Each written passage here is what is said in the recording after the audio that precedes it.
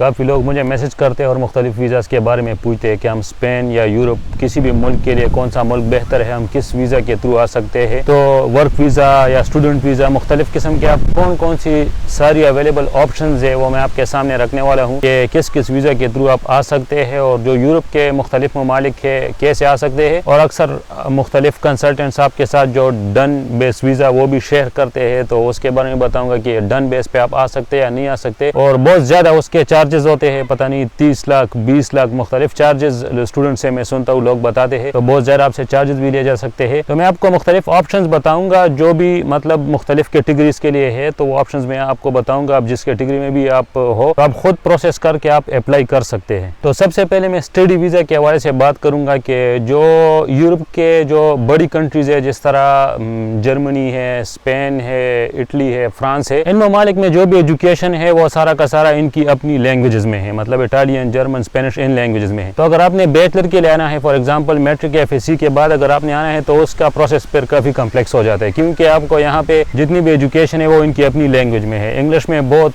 कम कोई कोर्सेज होंगे कि वो अवेलेबल होंगी, तो उसमें तो अवेलेबल नहीं है। फिर आपने प्राइवेट यूनिवर्सिटी की तरफ आपको जाना पड़ेगा, और जब आप प्राइवेट यूनिवर्सिटीज़ की तरफ जाते हैं तो उसमें आपके साथ फ्रॉड वगैरह का खतरा होता है कि आपसे इतनी फीस वगैरह ले लेते हैं और उसके बावजूद भी फिर आपका वो वीज़े का काम नहीं होता, और वो जो फ़ी वो आपसे ले लेते हैं 1 साल का, तो वो उनके पास रह जाते हैं, कुछ उनके हिडन कंडीशंस होते हैं, तो आपको बहुत ख्याल से फिर देखना पड़ता है। तो इस वजह से बैचलर्स के लिए तो मैं बिल्कुल रिकमेंड नहीं करूँगा कि आप आए। बैचलर पाकिस्तान में अच्छी यूनिवर्सिटीज़ है, जो नस्ट है, GIK है, लम्स है, पियाज है, बहुत सारी यूनिवर्सिटीज़ है, कॉमसेट्स है, इनमें आप बैचलर करें और अच्छे नंबर ले। उसके बाद फिर मास्टर्स के लिए थोड़ा ईजी हो जाता है। फॉर एग्जाम्पल इटली में बहुत सारे स्कॉलरशिप्स है, तो मैं आपको बस एक जनरल सा आपको बताता हूँ कि क्या तरीक़ेकार होता है। सबसे पहले अपनी यूनिवर्सिटी ढूंढनी है कि आपके रिलेवेंट फील्ड में मास्टर्स अवेलेबल हो। जो भी कंट्री आपको अच्छी लगे आप अपनी एक रिसर्च करें और उसमें अपनी यूनिवर्सिटी ढूंढनी है, और उसके मास्टर पोर्टल एक वेबसाइट है, वो अक्सर बहुत अच्छा होता है यूनिवर्सिटीज़ के लिए। उस पर आप अपने प्रोग्राम्स ढूंढ लेते हैं। फॉर एग्जाम्पल 3-4 यूनिवर्सिटीज़ आपने ढूंढ ली, इटली का तो अपना वेबसाइट है, इस तरह फ्रांस का भी वेबसाइट है, जर्मनी का भी अपना वेबसाइट है। तो आप यूनिवर्सिटीज़ वगैरह ढूंढ ले जो भी आपके फील्ड में मास्टर्स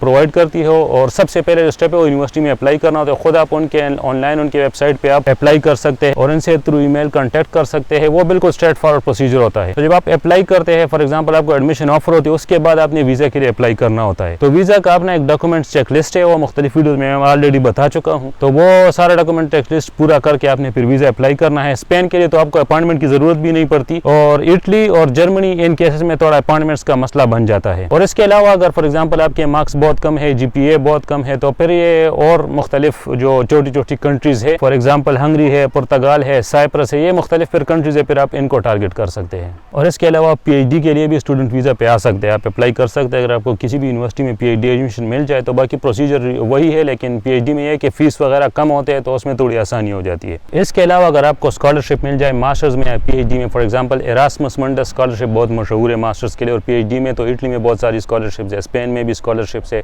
इस तरह मुख्तलिफ यूरोपियन कंट्रीज़ में अगर आपको स्कॉलरशिप मिल जाए तो फिर हाईली स्किल्ड प्रोफेशनल और हाईली क्वालिफाइड प्रोफेशनल ये एक वीज़ा होता है, फिर ये आप अप्लाई करते हैं। और इसमें ऑलमोस्ट जो चांसेस ऑफ रिजेक्शन है वो नील होते हैं। और इसमें स्पेन में तो खासकर ये सहूलत है कि आप फैमिली भी साथ बुला सकते हैं, और बहुत ईजी होता है, आपके भी बच्चे वो भी आपके साथ आ सकते हैं, उनको भी वीज़ा मिल जाता है। और इटली में थोड़ा बहुत मेरे ख्याल में मुश्किल है, लेकिन स्पेन में ये बहुत आसान है। तो ये अगर वीज़ा आपको मिल जाए तो ये बहुत मतलब 100% आपका डन होता है। तो ये एक बहुत ज़बरदस्त ऑप्शन है, लेकिन ये कि आपका प्रोफाइल वगैरह अच्छा हो और आप कोई स्कॉलरशिप सिक्योर कर ले। इसके अलावा जो नॉर्मल वर्क वीज़ा है स्पेन में, ये है कि फॉर एग्जांपल किसी का अपना एक बहुत करीबी रिश्तेदार है, उनके खानदान में उनका भाई या उनके बच्चों में कोई है, और उसको एक बंदे की ज़रूरत होती है, तो वो यहाँ से कुछ डॉक्यूमेंट्स वगैरह लेके फिर उधर पाकिस्तान भेज के उसके लिए वर्क वीज़ा अप्लाई कर सकता है। और फॉर एग्जांपल अगर आप वर्क वीज़ा पे आना चाहते हैं तो उसके लिए ज़रूरी है कि यहाँ से जिस भी मुल्क आपने आना हो, उस मुल्क में कोई कंपनी हो, कोई फैक्ट्री हो, जो भी हो, उन्होंने आपके लिए अप्लाई की हो, उन्होंने आपको डॉक्यूमेंट्स भेजे हो, उन्होंने आपको कोई कॉन्ट्रैक्ट वगैरह भेजा हो, और उसमें आपने फ्रॉड से, यानी फ्रॉड वगैरह भी हो सकता है, आप कोई फेक डॉक्यूमेंट सेंड करे और आपसे पैसे ले, तो पैसे आपने किसी को नहीं देने। तो उसमें फिर यह है कि यहाँ से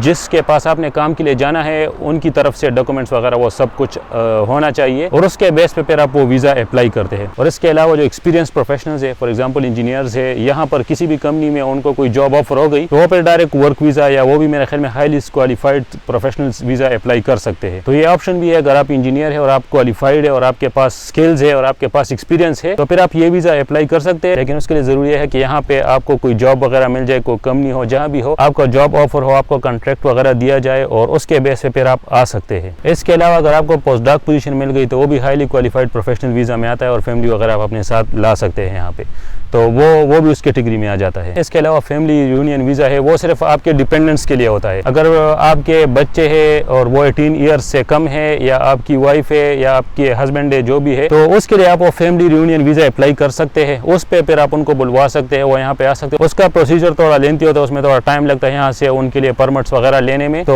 वो वीज़ा फिर आप अप्लाई कर सकते हैं। और अगर आपके पेरेंट्स है तो फिर आपको प्रूफ करना पड़ेगा कि वो पेरेंट्स आप पे डिपेंडेंट है और आप हर महीने उनको कुछ अमाउंट वगैरह भेजते हैं और उनके पास ना पेंशन है, कुछ भी नहीं है, वो आप पे डिपेंडेंट है, तो फिर उनके लिए भी आप फैमिली यूनियन वीज़ा अप्लाई कर सकते हैं। इसके अलावा आप विजिट वीज़ा अप्लाई कर सकते हैं, वो तो बहुत ईजी है और उसका डॉक्यूमेंट्स चेकलिस्ट आपको ईजिली मिल जाएगा गूगल से। तो वो फिर ये है कि आपने वो 3 महीनों का शेंजन वीज़ा होता है और आपने पूरा प्लान उनको देना होता है कि आपने कहाँ पे जाना है, कौन से मुल्क जाना है, जिस मुल्क जाना है उनकी एम्बेसी पे आपने अप्लाई करना है, शेंजन जोन में कोई भी कंट्री हो। फॉर एग्जाम्पल अगर आपने स्पेन विजिट वीज़ा अप्लाई करना है तो उसका एक डॉक्यूमेंट चेकलिस्ट है, वीज़ा एप्लीकेशन फॉर्म है, वो आपने फिल करना है। तो फिर आपको एक पूरा प्लान देना पड़ता है कि मैं किस लिए जा रहा हूँ, कहाँ पर जो होटल बुकिंग्स है वो दिखानी पड़ेगी, और आपकी जो फ्लाइट बुकिंग्स है वो आपको एडवांस बुकिंग वो दिखानी पड़ेगी, और आपकी जो बैंक स्टेटमेंट है, और इसके अलावा आपकी अपनी होम कंट्री में जो स्टेटस है वो आपको दिखाना पड़ेगा। ये सारी चीज़ें आपको दिखानी पड़ेगी और उसके बेस पे फिर आप विजिट वीज़ा अप्लाई करते हैं और उसमें या तो आपको लग जाएगा और या फिर रिफ्यूज़ भी हो सकता है।